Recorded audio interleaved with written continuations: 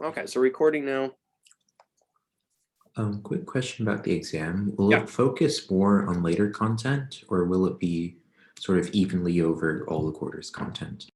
I would say pretty even, right? So I mean, it'll go all the way back to infinite series. So you'll need to know the integral test, all those kind of things. I would say pretty even. Where I mean, if you really want to focus, so infinite series will probably be. That's a good question. So infinite series will be on there, but I would say when it comes to series, power series will be a bigger. There'll be more focus on power series, right? Because power series requires you to know all the stuff about infinite series also. So if you want to direct your study, you need to know all the tests, alternating series test, all that stuff, but focus more on the power series and then the more recent stuff, the parametric stuff. Other questions?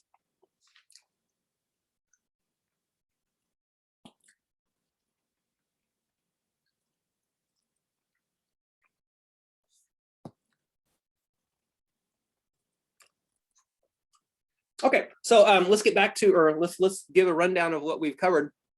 So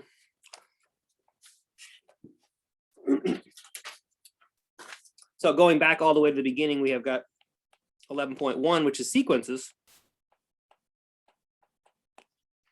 So remember, and every time you're deciding whether a series is convergent or divergent, or almost every time, you're going to be looking at some limit of a sequence, right? So Professor Call, you're not sharing screen. Oh, thank you. Yep, you're right. I'm not.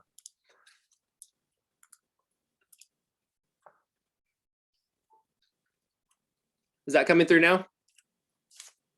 Yeah. Okay.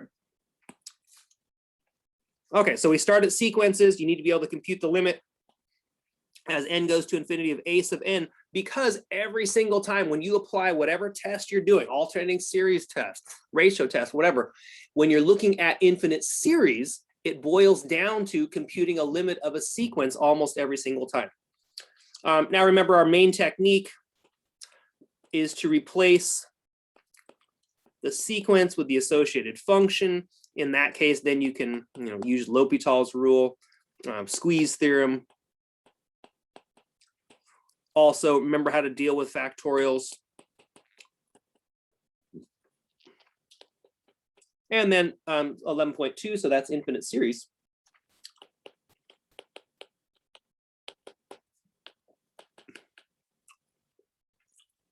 So here we learn about S sub n, which is the sequence of partial sums.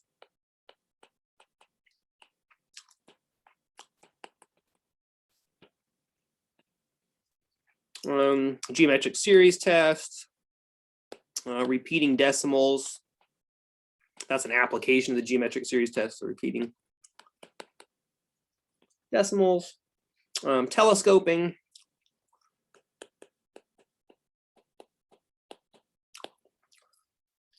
test for divergence also shows up in that section. 11.3 is integral test. There won't be any error estimation on this exam, so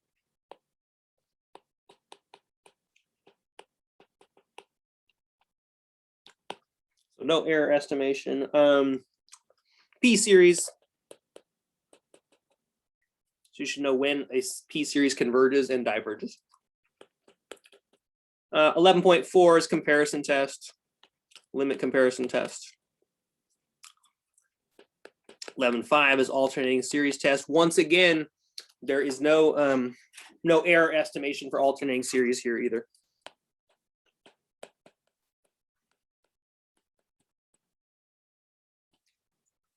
Um, 11.6 is where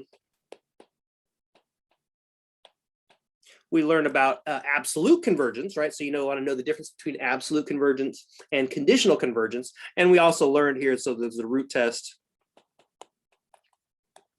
and the ratio test.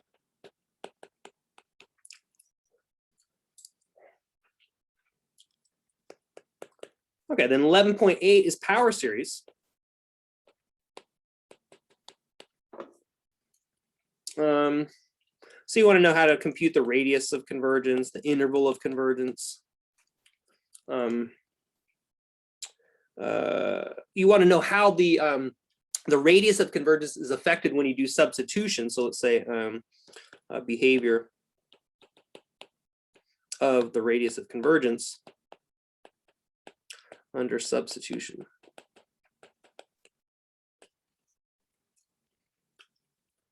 Um,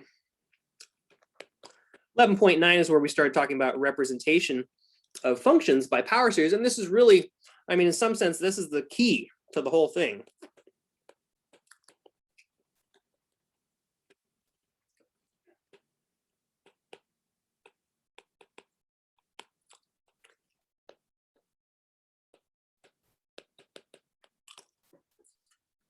In our main thing here is geometric series.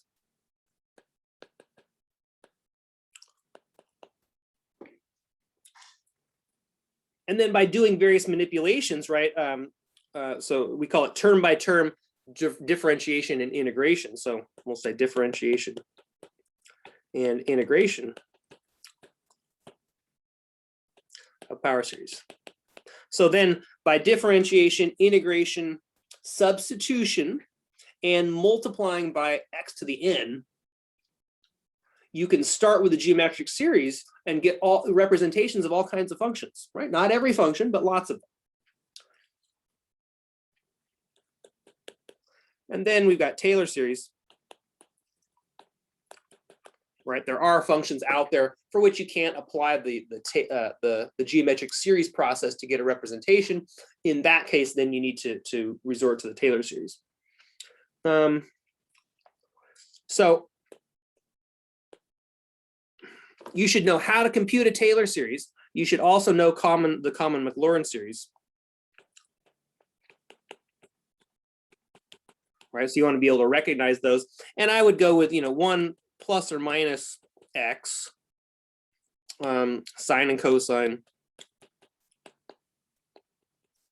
arctan,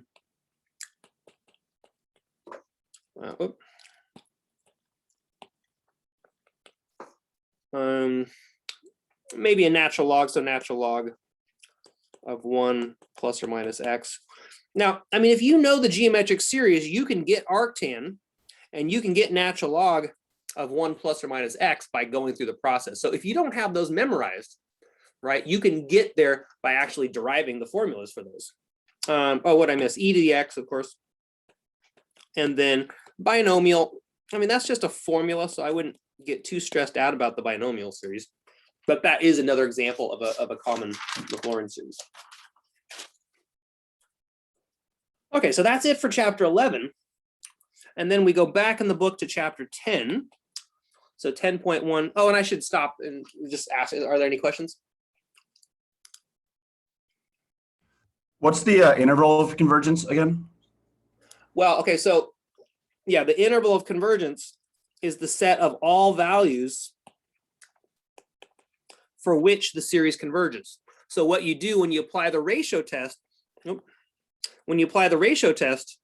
you'll find that the series converges for all x between some numbers a and b. And then you go back and you check the endpoints. And once you've verified whether it converges on the endpoints or not, the set of all possible numbers, that is the interval of convergence. Okay, cool, yeah. Right. Let's see what else. Okay, so then we go to chapter 10.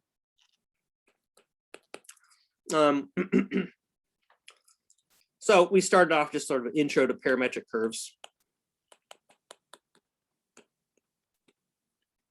10.2 is the calculus of parametric curves.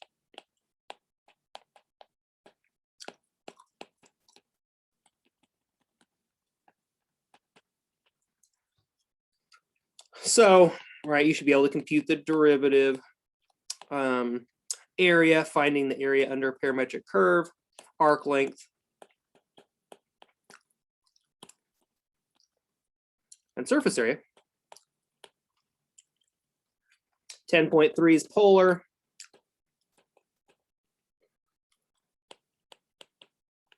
And then 10.4 is the area enclosed by polar curves. So area and polar curves. And I think that's where the last midterm left off. So then we move on to the next chapter, chapter 12. So we started learning about three-dimensional coordinates, so 3D space. In that section, we learned the distance formula, which is just a generalization of the distance formula you know for the plane.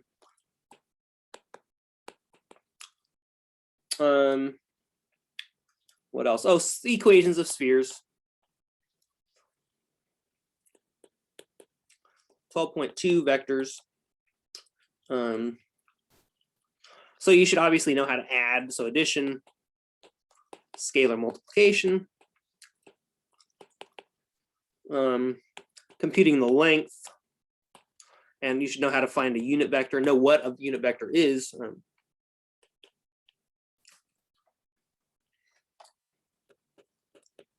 12.3 dot product. Right, so the whole point of dot product is it allows us to talk about the angle between vectors, right? And so the key formula u dot v equals length of u times the length of v times cosine of the angle between the two vectors. And we can talk about orthogonal vectors, right? And we have a way to check for orthogonality. If the dot product is 0, they're orthogonal. If it's not 0, then they are not. Projection. So you should know how to compute the projection of one vector onto another vector. 12.4 is cross product.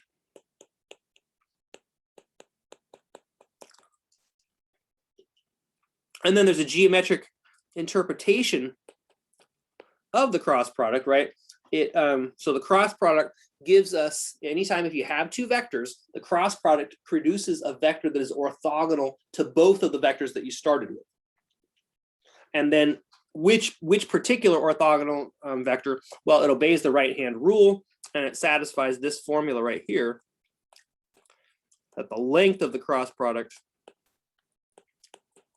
is the length of the two vectors times the sine of the angle between them, which means then that you can interpret it as the area of the parallelogram determined by the two vectors. All right, so if you have two vectors,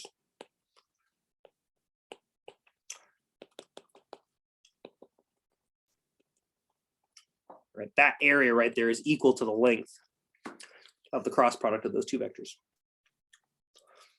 12.5 is lines and planes. There's all kinds of different questions that can be asked when it comes to lines and planes. So you want to understand what the equation of a line does for you. You want to understand what the equation of a plane does for you, right? Because there are lots and lots of different kinds of questions that can be thrown at you from this.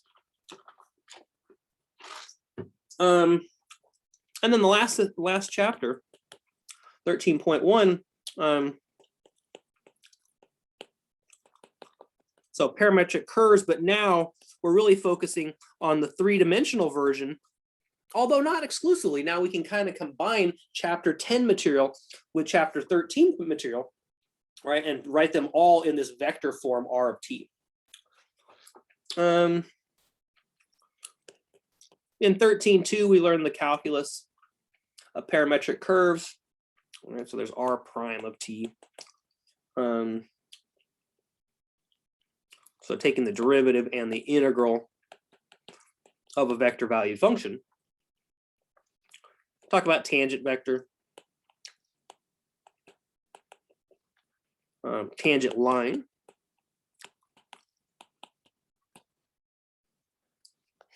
unit tangent vector, that's that capital T of t.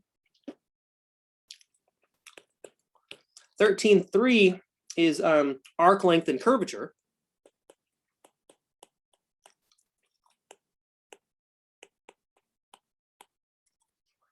Right, so arc length, now we can give a sort of unified formula. Right, to compute the length of the curve, you integrate the length of the derivative.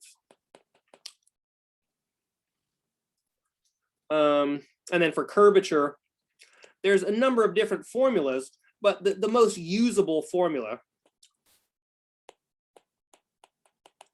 right, is this cross product formula. Right, so it's the length of r prime cross r double prime divided by the cube of the length of r prime of t.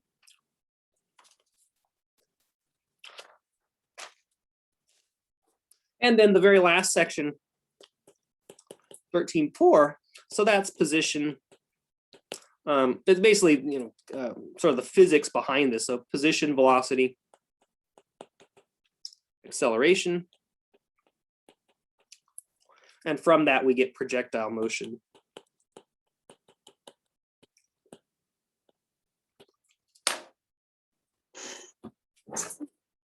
Okay, so there's the whole class in a nutshell. Any questions?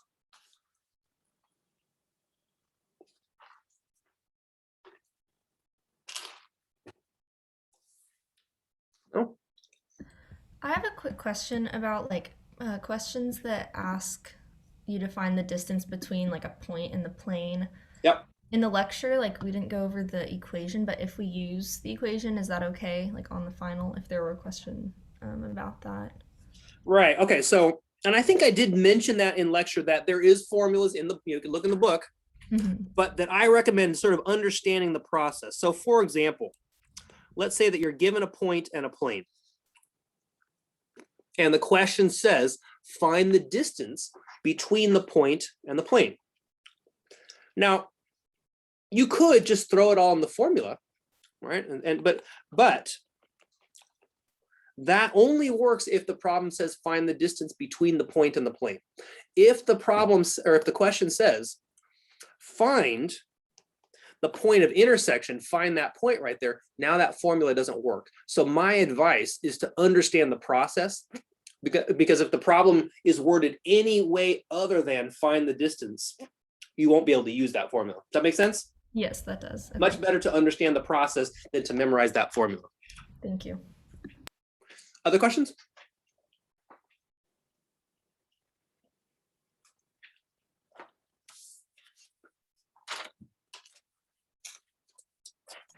Computing like the endpoints on the interval of convergence,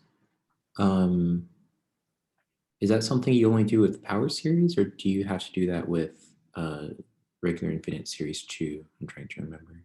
Only power series. Okay.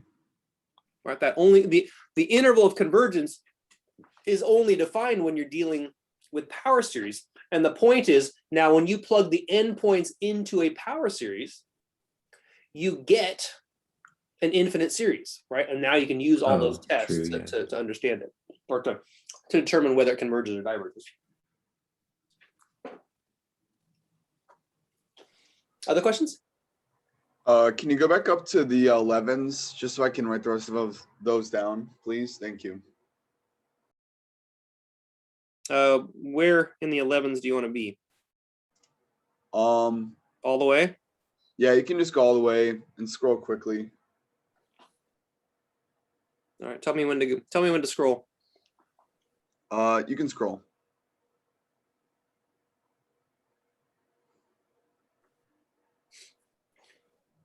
I think I'm good then. Okay. Thank you. Other questions? Okay, well, we got these practice problems here, and we can go over whichever ones you like. Absolutely do not only study these practice problems, right? This is just a sample, right? There's no way for me to come up with a collection of practice problems that captures every single type of problem that you're going to see. In fact, I wouldn't want to do that, right? I want you to be able to, to study. So this, kind of will hopefully help you focus your study. These are the types of problems that I will cover, but not entirely, all right? Study your old quizzes, study old homeworks, do the problems in the back of the chapter, All right, those end of the chapter tests, those are good places to look.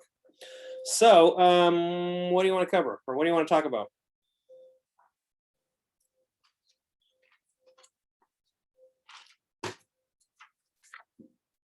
Anybody? So I mean, I know there's a lot of problems here. There was a question, I think, on one of the quizzes or another one of the midterms, and it was like the one number 4 on the review, like that one, but instead of repeating, it had a another number at the end. Like it would be Oh, 8181 and then 7 at the end. Yeah, okay. All right, so let's say that we did, let's say instead that I say, let's do right 0.381818181, like that. Okay, so now the trick or the key here is to write this, or to note, to think about what decimals mean. So this is 3/10 plus 8(1) over 1,000 plus 8(1) over, let's see, that's 1,000, so that's what, 100,000? Oh no, okay, so that's thousands, 10,000s, yeah, 100,000s. The next one would be, oh, did I even do, okay. Like that. And so you want to recognize that this is a power series where you just ignore that front term. And then you say, okay, this is going to be 81 times 1 over 1,000 plus 1 over 100,000 plus whatever the next one is would be 1,000 cubed. So this is 1,000 squared. And so on. Oh, okay. Sorry, that's wrong. Nope. Wait, that's 1,000. And then, so that's actually,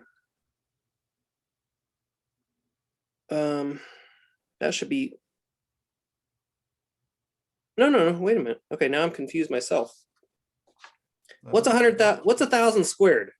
That's 1,000,000, right? Yeah. I mean, Yeah, so I need to get my decimals correct here. So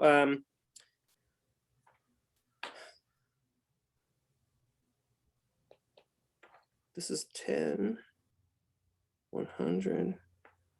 What? wait, that. Go ahead. Oh, never mind. I see.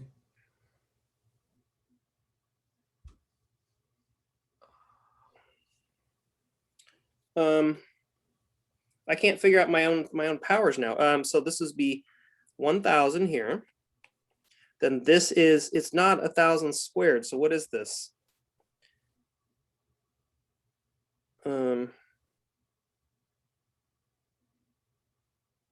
It's 10,000s, right? What's that? The fourth decimal place, that would be the 10,000s, right? Correct, but I'm at the fifth. So it's this one right here corresponds to that one right there. So it's over 100,000. I know it's the why.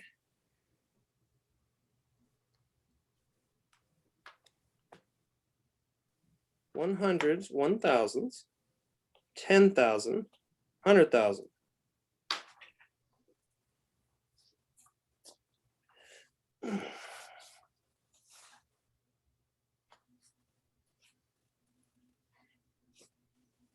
Oh. All right, let me come back to this one. Now I screwed myself up. Okay. All right, hold that one. If I can't figure it out, I'll write it up. But now I'm spacing out on that one. What else you want to look at? Can you do number 17?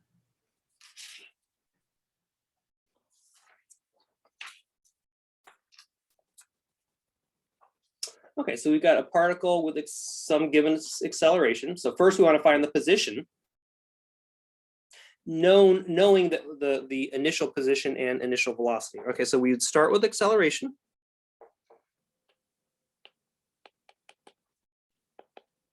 So that's going to be 6t e to the t and 2.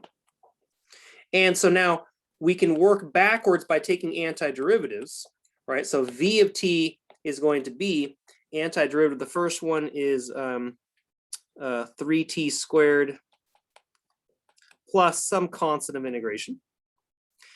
E to the t plus, say, little c2, and then 2t plus c3. Now we're given that v of 0 is 0, 1, negative 2. So we have 0, 1, negative 2 equals whatever we get when we plug 0 in here. So that's going to be a C1, 1 plus C2, C3. So that means that C1 equals 0, C2 equals 0, and C3 equals Wait, negative 2. Isn't that y e plus c2? Oh wait, no. Sorry. Yeah, I'm that's plugging, zero, I'm plugging zero, 0 in, yeah. Right. So it's e to the 0. So now in final form then, v of t is equal to 3t squared plus, oh, not plus, c2 is 0, so it'll be e to the t, and then it will be 2t minus 2.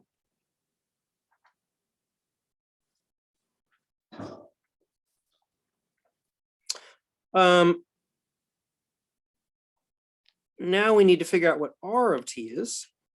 So to get r, we take another antiderivative, and so this will give us t cubed plus some constant, say d1, e to the t plus d2, and t squared minus 2t plus d3.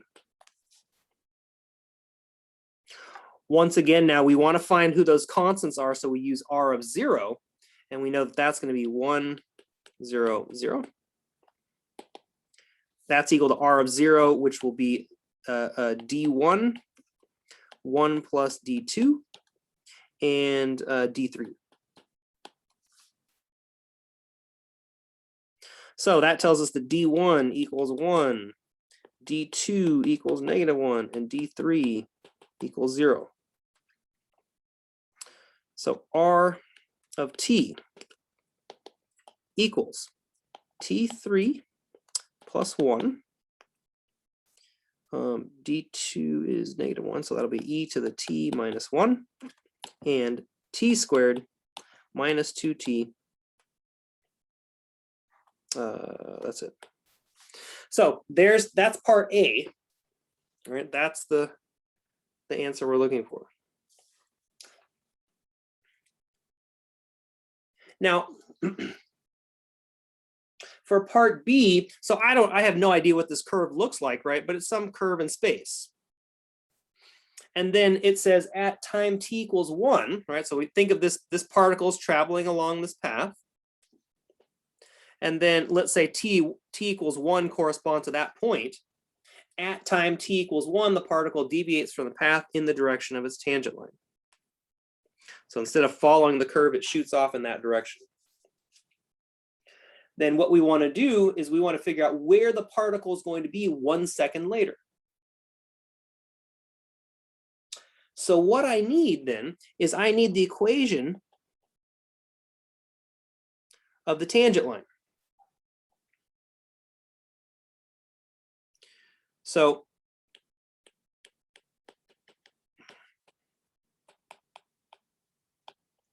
we need equation of tangent line at t equals 1.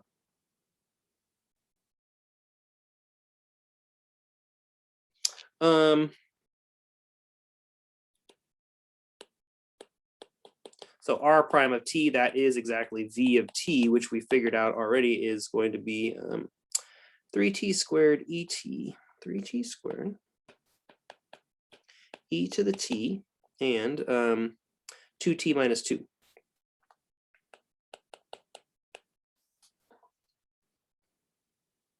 we want t equals 1. So r prime of 1 is going to be 3e 0.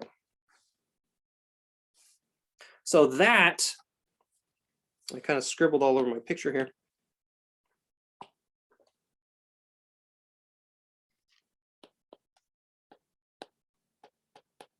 Oop, that is the tangent vector at time 1. Now, to write down the equation of a line, what we need is a point that the line passes through and a direction vector.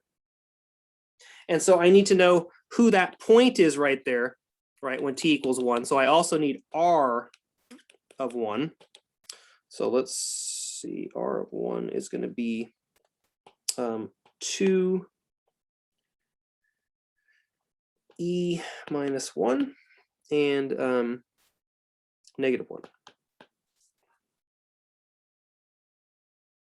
With this information right here, we can write down the equation of the tangent line.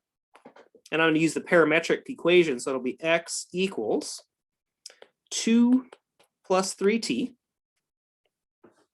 y equals e minus 1 plus e times t.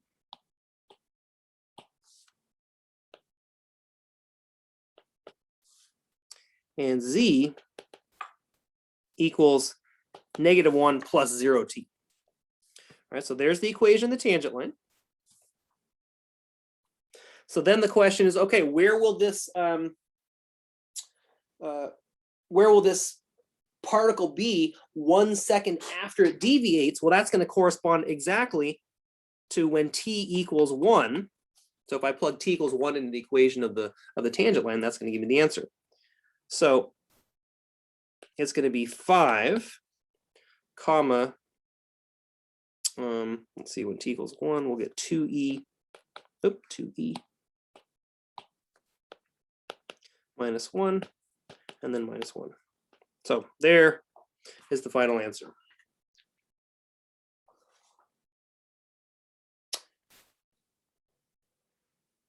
Any questions on the computation there?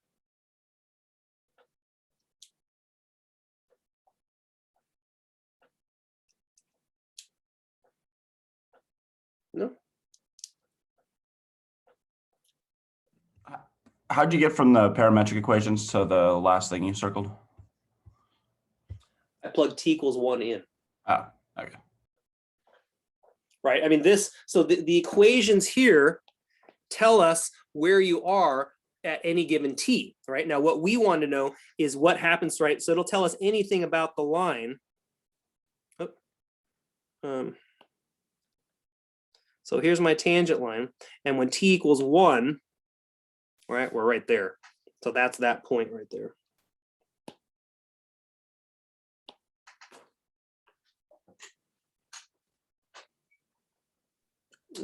So for a question like 11, do you want us to draw the polar curve and then find the area, or do you just want us to find the area? Well, most likely on a test, I would phrase it as sketch the curve for part A and find the area for part B. So, Okay. you know, it's good practice to do it. Yeah. But just, you know, see what the directions say. If I say find the area and you're able to set up the limits and do it all without sketching the curve, then that's fine. But it's almost guaranteed I'm going to ask you to sketch the curve first. Other questions?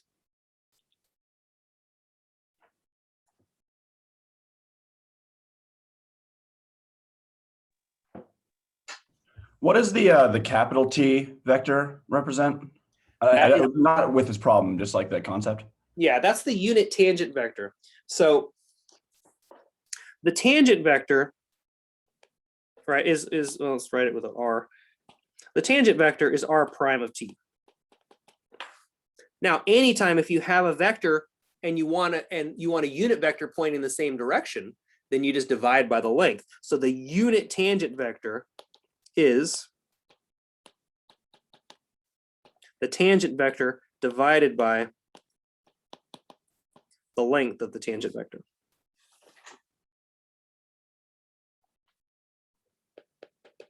Okay, and that's the unit vector for the direction vector.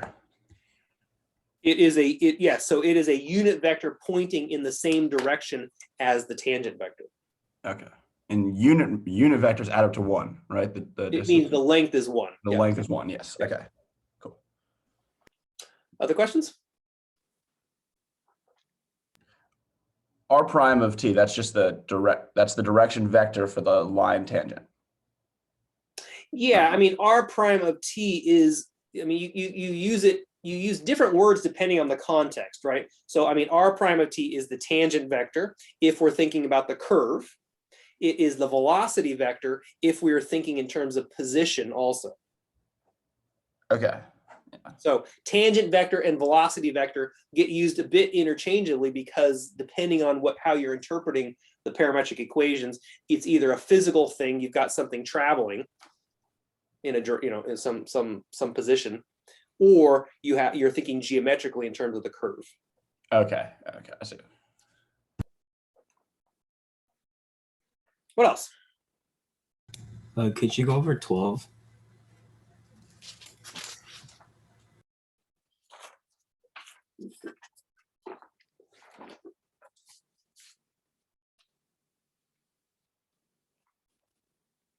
Okay, so we've got a couple of vectors, and first we want to find the projection.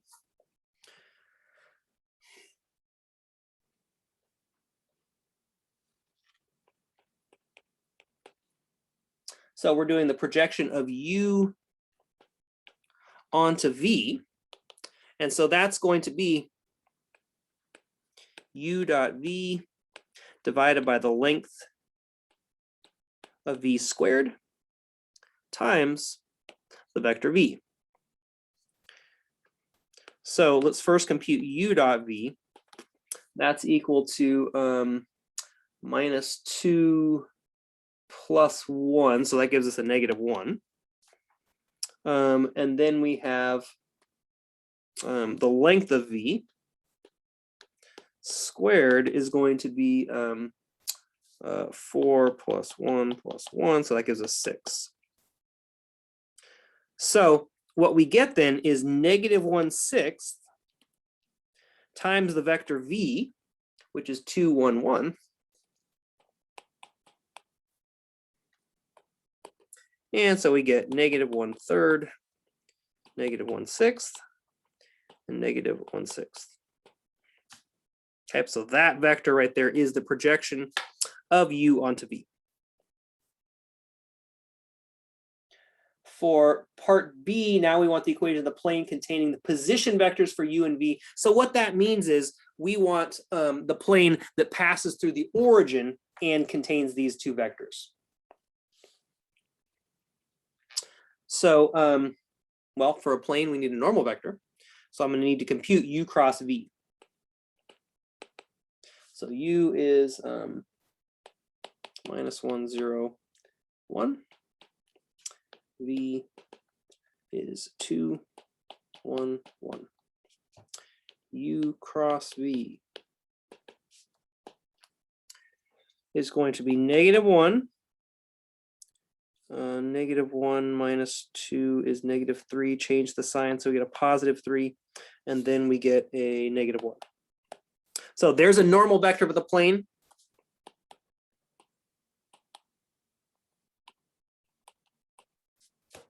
The plane passes through the origin.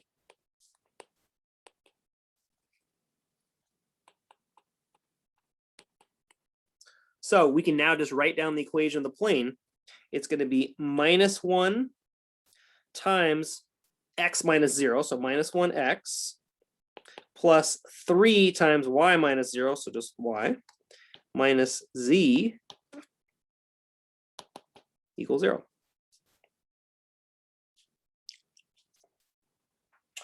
Finally, for part C, we want the parametric equations of the line that passes through 1, 2, 3 and meets the plane orthogonally.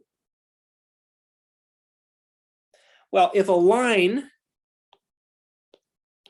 is going to meet a plane orthogonally, then the direction vector of that line is going to have to be parallel to the normal vector for the plane. Which means that we can, so we know it passes through what, 1, 2, 3.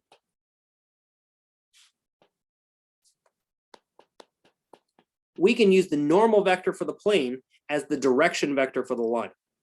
So it'll be x equals 1 minus t, y equals 2 plus 3t, and z equals 3 minus t.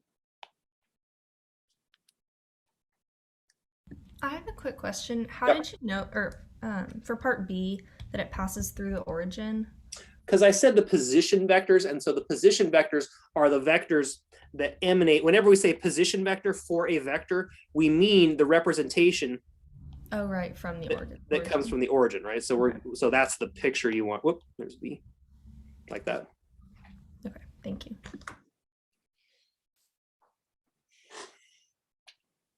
What else? Other questions? Where'd you get those parametric equations? Say that again. The parametric equations, the x equals 1 minus t. Oh, for this last one here? Yeah. Okay, so the 1, 2, 3 are right there. Mm-hmm. The -1, 3, -1, Oh. that, whoop, the normal vector for this plane Is okay. yeah, is right, -1, 3, -1. All right, thank you. Other questions? You probably got time for one more problem, maybe two. So is it somewhat flexible, like whether a vector is encoding a position or if it's more acting like a vector where it's giving the direction of something? Like, is it just based on context? Yes, I mean, vectors have lots of different uses, so you do need to sort of understand it based on the context. But if you see R of t, you can think of it as position, or you can think of it as that's the kind of, I don't know, confusing part in a way. So if you have some curve in R3, right, and we describe it using the parametric or the vector valued function, what we're saying is that each point on the curve corresponds to the tip of a vector, right? The tip of that vector is pointing or is touching the point. And so as you change t, right, or let's say there's an s, R of s, take a different value, right? And as you let t run through all different possibilities, it carves out the entire curve.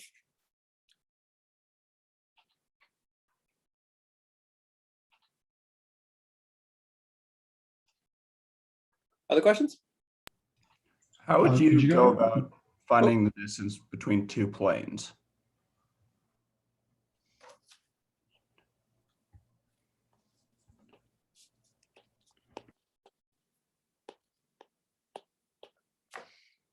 What you do is you'd pick any point on one of the planes, and then you'd find the distance from that point to the other plane.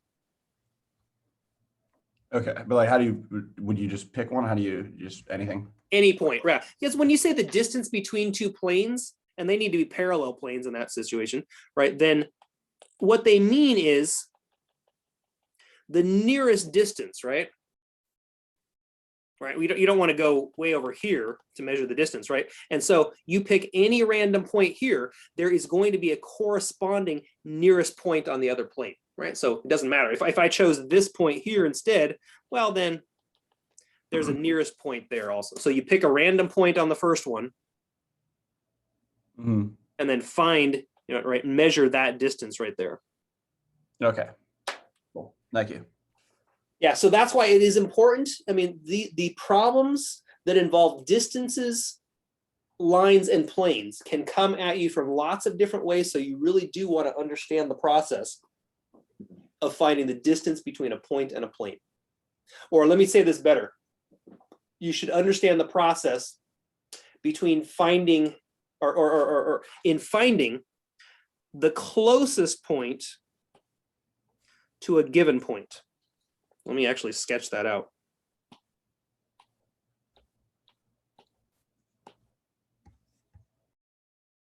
you should be able to find the closest point on a plane to a given point.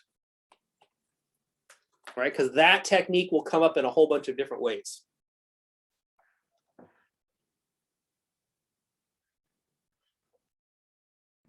Could we go through that maybe?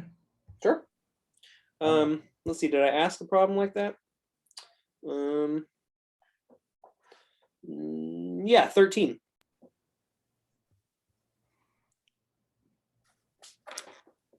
Yeah. Okay, now it's phrased in terms of find the distance, but what I want to do is I'm going to find the nearest point on the plane and then measure the distance between those 2 points. So in this case, so let's clean up the picture now.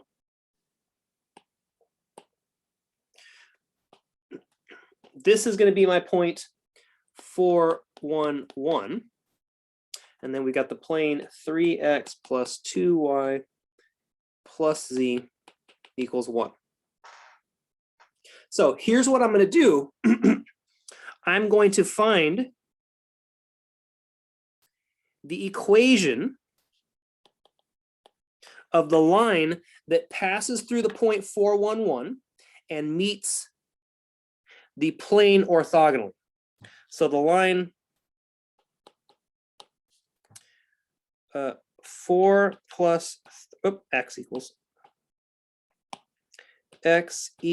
4 plus 3t, y equals 1 plus 2t, and z equals 1 plus z, plus t, passes through the point 4, 1, 1 and contains, or meets or intersects, say, and meets the plane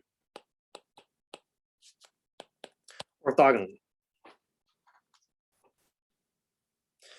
Okay, so any questions on that step there?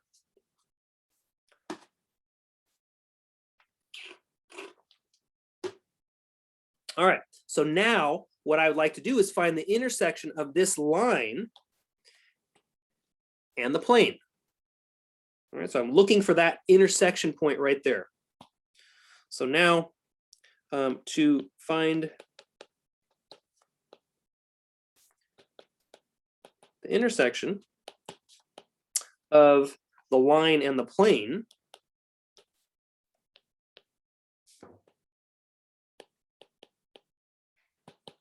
what I'm going to do is I'm going to substitute the parametric equations for the line into the equation of the plane. So we substitute the parametric equations of the line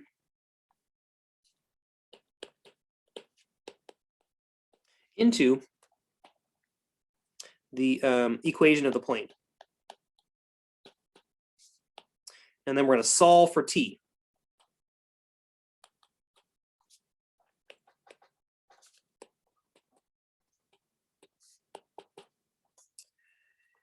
Okay, so that's going to be 3 times 4 plus 3t plus 2 times 1 plus 2t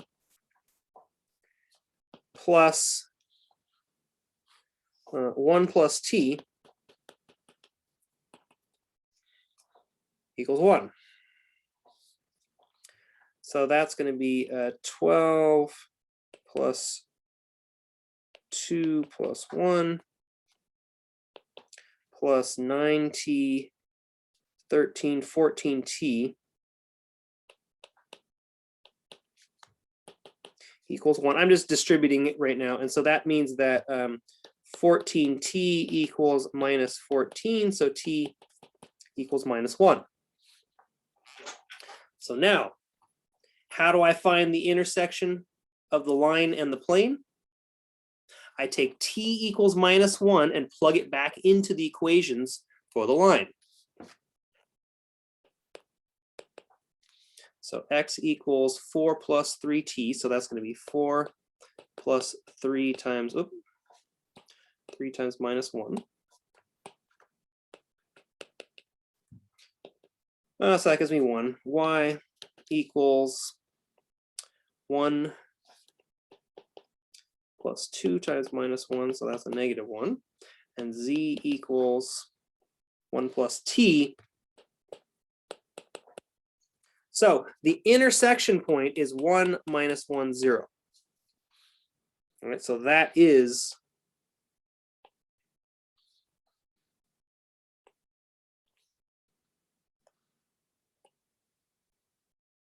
that point right there. So now to find the distance, I just measured the distance between 4, 1, 1 and this new point.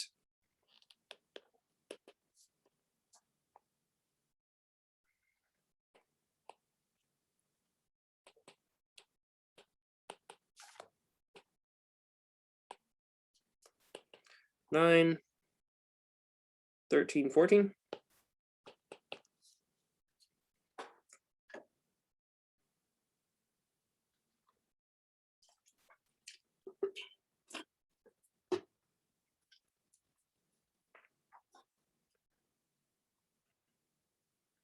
All right, I guess that's about it. So any last minute questions?